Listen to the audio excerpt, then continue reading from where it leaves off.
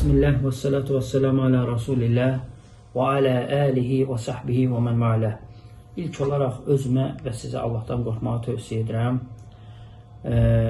Əziz, möhtərəm, müsəlman, qardaş və bacılarım, demək olar ki, hamımızın ətrafında uşaqlar var və demək olar ki, Ramazan ayına sayılı günlər qaldı və biz çalışmalıyıq ki, evimizdə və yaxud da ətrafımızda olan uşaqlara bu Ramazan ayının ibadətlərini, xüsusən də Ramazan ayında olan orucu onlara sevdirək və çalışaq ki, onlar bu Ramazan ayını sevərək ibadət eləsinlər və başqa aylarda da Ramazan ayının həsrətini çəksinlər ki, Ramazan ayı başqa aylardan fərqlənir. Bu Peyğəmbər sallallahu aleyhi və səlləmin yolu idi. Çünki Peyğəmbər sallallahu aleyhi və səlləm uşaqlara xüsusi olaraq diqqət ayırardı, onları əzizləyərdi. Ancaq Ramazan ayında daha çox onları əzizləyərdi, daha çox uşaqlara diqqət ayırardı.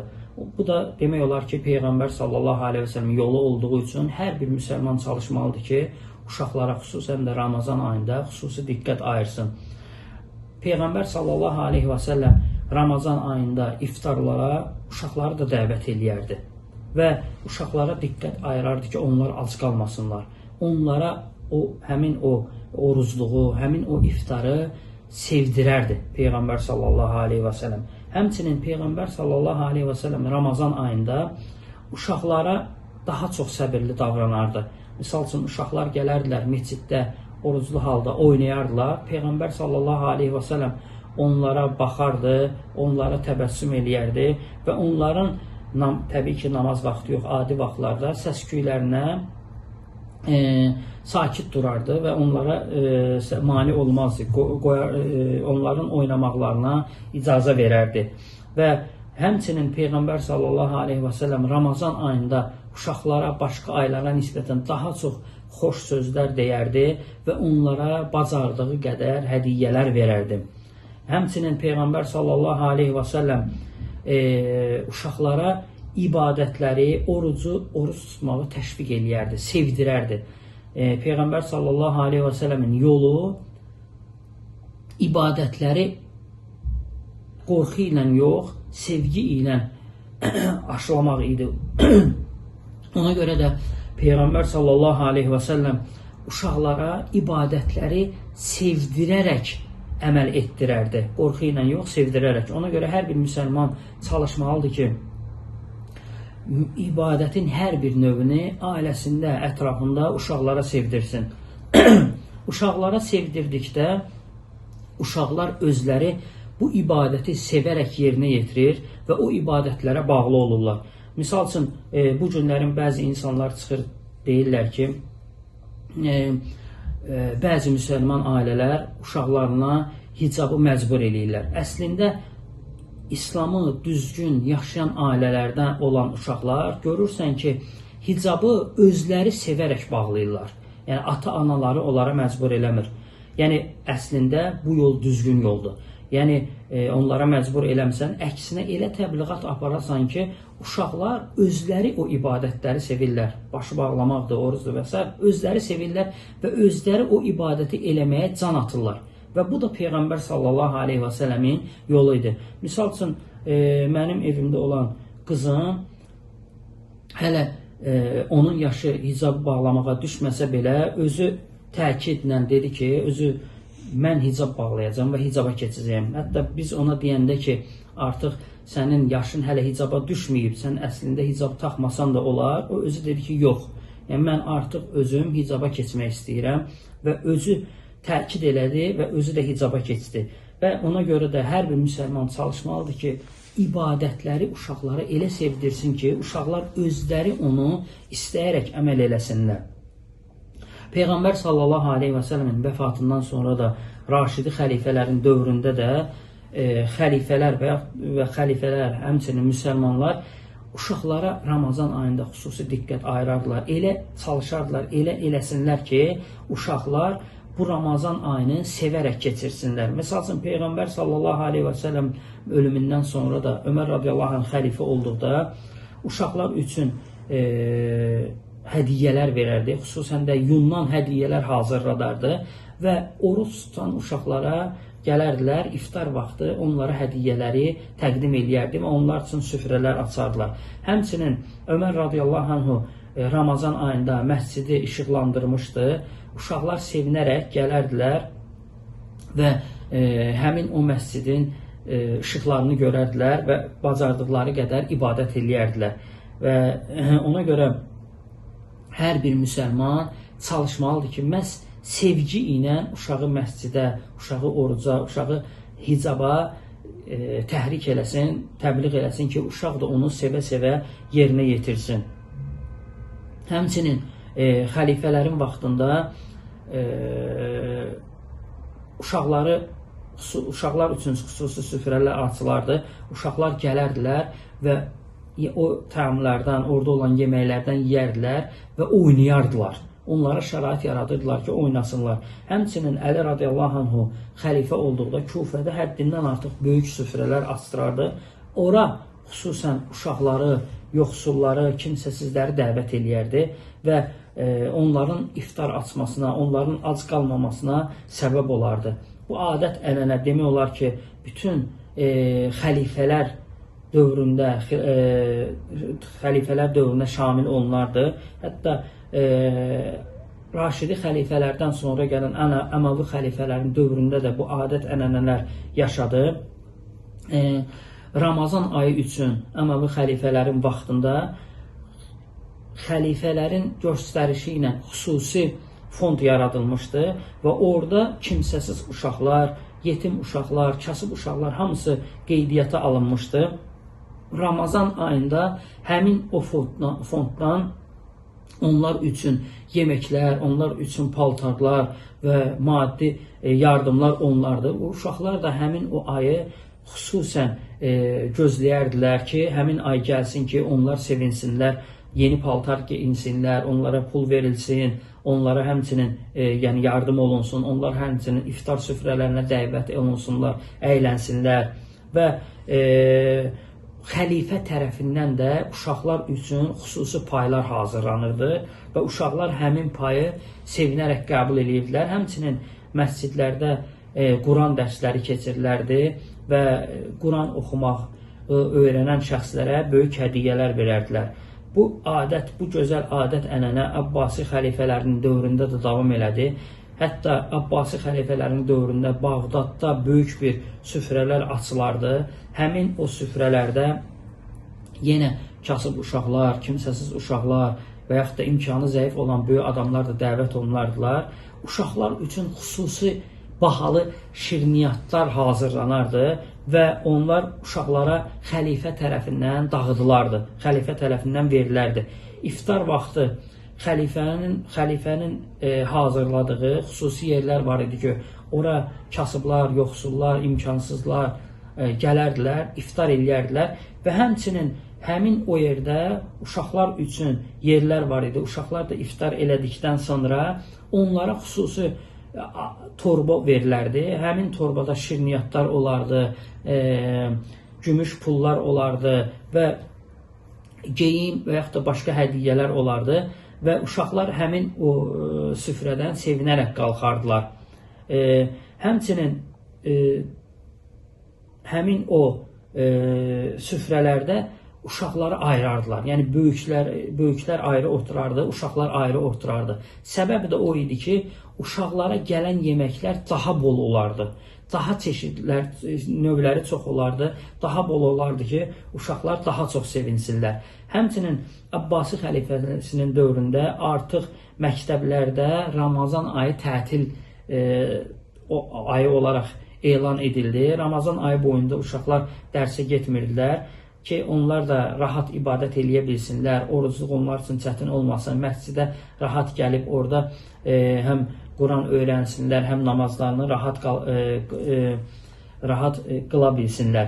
Həmçinin Abbasi dövründə Ramazan ayında uşaqlara xüsusi olaraq fənərlər verilərdi. Uşaqlar gecələr həmin o fənərlərlə çıxardılar, küçələri işıqlandırardılar, şeir deyərdilər, Quran oxuyardılar uca səslə və cəmaatı belə əyləndirərdilər, özləri də əylənərdi. Bu gözəl adət-ənənə Osmanlı xilafətinin dönəminə qədər gəlib çatmışdı. Osmanlı xəlifələrinin vaxtında da bu adət-ənənələri daha da genişləndirdilər. Demək olar ki, Ramazan ayı daxil olduqda böyük plakatlar, iki minarə arasında böyük plakatlar açardılar və həmin o plakatlarda xoş gəlmisən Ramazan, Ramazan ayı başqa bütün ayların sultanıdır və yaxud da Əlvida Ramazan, La ilahe illallah belə sözlər yazaraq uşaqların fikirlərini həmin o plakatlara, həmin o gözəl gözəl o vasitələrə yönləndirərlər və uşaqlar bundan həzz alardılar, sevinərdilər. Həmçinin xüsusi dərslər, Ramazan ayında xüsusi dərslər keçirilərdi məscidlərdə və yaxud da başqa yerlərdə və uşaqlara həmin dərslərin sonunda hədiyyələr verilərdi. Osmanlı vaxtında yetim uşaqlar təbii ki, hər dövrdə olduğu kimi var idi, kimsəsiz uşaqlar var idi, həmçinin kasıb insanlar var idi. Osmanlı vaxtında demək Ramazan ayı daxil olduqda imkanlı şəxslər və yaxud da xəlifə tərəfindən saraydan gələn müəyyən adamlar gələrdilər, dükanlara girərdilər, borc dəftərlərini götürüb həmin o borcları bağlayardılar və Ramazan ayında kasıbları, miskinləri, uşaqları bu cürə sevindirərdilər. Həmçinin Osmanlı xilafəti vaxtında saraydan müəyyən adamlar təyin olunardı. Həmin o adamlar bazarda olan malların qiymətlərinə nəzarət edərdilər ki, qalxmasın. Əksinə onlar xəlifənin əmri ilə qiymətlərin aşağı salınmasını təmin edərdilər ki, uşaqlar, həmin o kasıb insanlar Ramazan ayında rahat ərzaq ala bilsinlər. Sultanlar, Osmanlı sultanları Ramazan ayı daxil olduqda xüsusi olaraq özləri unun o keyfiyyətinə baxardılar, növünə baxardılar. Hansı növü bəyəndilərsə o növdən çörək bişirilməsini əmr edərdilər və demək olar ki, sultanların nəzarəti altında xüsusi çörəklər bişirilərdi. O da ki, kasıb adamlara, uşaqlara verilərdi. Həmçinin Osmanlı xilafəti vaxtında belə bir gözəl adət-ənənə var idi. Demək ki, varlı insanlar öz evlərində süfrələr açardılar və həmin o süfrələrə kasıblar, miskinlər, uşaqlar dəvət olunardı və həmçinin qapını açıq qoyardılar ki, kimsə oradan keçdisə iftar vaxtı gəlib o varlı adamın evinə daxil olardı və iftarını onlarla birlikdə açardılar. Və həmçinin o varlı şəxslər uşaqları ayrı otuzdurardılar və onlara həmin o iftar açdıqdan sonra xüsusi hədiyyələr bəxş eləyərdilər, verərdilər. Həmçinin həmin o belə bir adət-ənənə var idi ki, varlının evində iftar edən şəxsə varlılar getdikdə hədiyyələr verərdilər, böyüklü, kiçikli. Fərqi yox idi. Böyüklərə də verərdilər, kiçiklərə də verərdilər və deyərdilər ki, Allah sizdən razı olsun, siz bizim savab qazanmağımız üçün, bizim bu xeyir əməli eləməyimiz üçün vasitə oldunuz və ona görə də onları neynəyərdilər? Mükafatlandırardılar. Həmçinin Osmanlı xəlifələrinin vaxtında belə bir gözəl adət-ənənə var idi ki, kiçik yaşda olan, xüsusən də 4-8 yaş arası olan uşaqlara biz bilirik ki, bütün gün oruç tutmaq lazım deyil. Yəni, uşaqları orucu yavaş-yavaş tutmalıdırlar, alışa-alışa tutmalıdırlar. Ona görə də uşaqlar oruç dururlar, sahur eləyirlər. Ancaq belə deyim ki, günün yarısına qədər oruç tuturlar ki, alışsınlar. Yəni, birdən-birə oruç tutmaları yaxşı deyil ki, ac qalmasınlar və oruc ibadəti onlarda nifrət yaratmasın. Əksinə, biz onları, uşaqlara sevdirmək üçün günün yarısına qədər oruç tutmağı onlara buyururuq. Yəni, vacib istəsələr günün yarısına qədər tuturlar. Osmanlı dönəmində də 4-8 yaşlı uşaqlar günün yarısına qədər oruç tutarlar və xəlifələr günorta süfrə açarlar, iftar süfrəsi, günorta. Həmin o süfrəyə uşaqlar dəvət olunardı. Hansı ki, uşaqlar gələrdilər, həmin o oruzlarını günorta açardılar və açdıqdan sonra da onlara hədiyyə verilərdi. Həmçinin ehtiyaclarını ödəmək üçün onlara pul verərdilər ki, ehtiyaclarını ödəsinlər. Uşaqlar da, balaca yaşlı uşaqlar da, 4-8 yaşlı uşaqlar da artıq bu ibadəti sevə-sevə yerinə yetirməyə başladılar.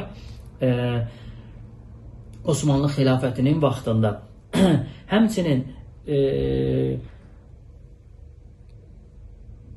işə namazından sonra axşamlar və yaxud da sübhə yaxın uşaqlara xüsusi olaraq fanarlar verilmişdi. Uşaqlar çıxırdılar, fanarlarla küçələri işıqlandırırdılar və onlara dəf, nağara kimi alətlər verilmişdi ki, onlar bu adətlərlə şeirlər deyirdilər, Quran və yaxud da Quran oxuyardılar və cəmaatı belə əyləndirərdilər.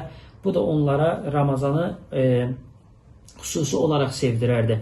Ona görə hər bir müsəlman evində, ətrafında çalışmalıdır ki, uşaqlara bu Ramazan ayını, bu ibadəti hər bir vasitələrlə, halal olan hər bir vasitələrlə sevdirsin və elə eləsin ki, onların yaddaşında bu xüsusi olaraq qalsın.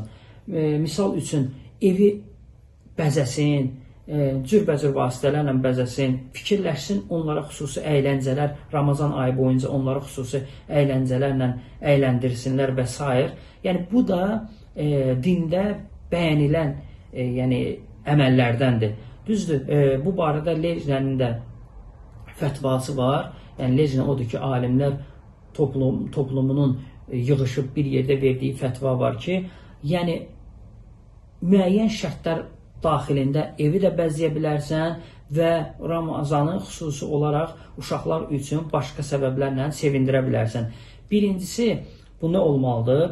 Bu, həmin o evi bəzəmək və yaxud da başqa adətlər dindən hesab edilməməlidir. Yəni, bu bir adətdir, uşaqları sevindirmək üçün.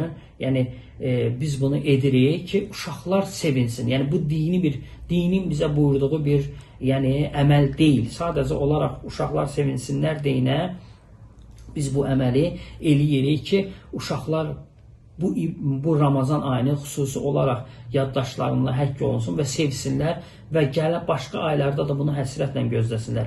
Birincisi, dediyimiz kimi, bunu dindən hesab eləmirik. İkincisi, israfa yol vermirik. Yəni, həddindən artıq fantastik məbləğlər xərcləyərək evi bəzəmək və yaxud da başqa vasitələrlə əl atmırıq. Müəyyən çərçivədə, yəni israf eləmədən uşaqları sevindirmək üçün vasitələrdən istifadə edirik. Üçüncüsü, kafirlərə oxşamamalıyıq. Yəni, evi bəzədikdə və yaxud da uşaqları sevindirdikdə, yəni kafirlərə oxşayacaq, onlara xas olan şeylərdən istifadə eləməməliyik. Dördüncüsü də ki, canlı təsvirlər olmamalıdır. Yəni, bu şeylər olarsa, evi bəzəmək və yaxud da uşaqları sevindirmək İslamda bəyənilən əməllərdəndir. Əksinə, biz bunu eləməliyik ki, uşaqlar Ramazan ayında ibadətləri sevsinlər və yaxud da həmçinin digər aylarda da ibadətləri sevsinlər, bu ayı sevsinlər, ibadətə sevgi ilə yanaşsınlar, İslam dinini sevsinlər. Əslində, İslam dini sevgi dinidir. Yəni, hər bir müsəlman çalışmalıdır ki, evində uşağının elmli olmasına diqqət versin, diqqət eləsin. Bu, həm dünyavi elmə, həmçinin də dini elmə aiddir. Yəni, həm uşaq çalışmalıdır ki, dərslərini də yaxşı oxusun, uşaq çalışmalıdır ki, dinini də yaxşı öyrənsin ki, həm dində, həm də ki, dünyada qabağı gedənlərdən olsun. Ramazan ayında da fürsətdir, müsəlman uşaqları Ting nəşriyyatı düşünərək bəzi kitablar buraxıb, hansı ki, biz də onları tövsiyə edirik ki, uşaqlar üçün bu kitabları əldə edib uşaqların faydalanmasına səbəb olasınız. Bu kitablardan biri Quran Hüsnü Xətdir. Bu nədir?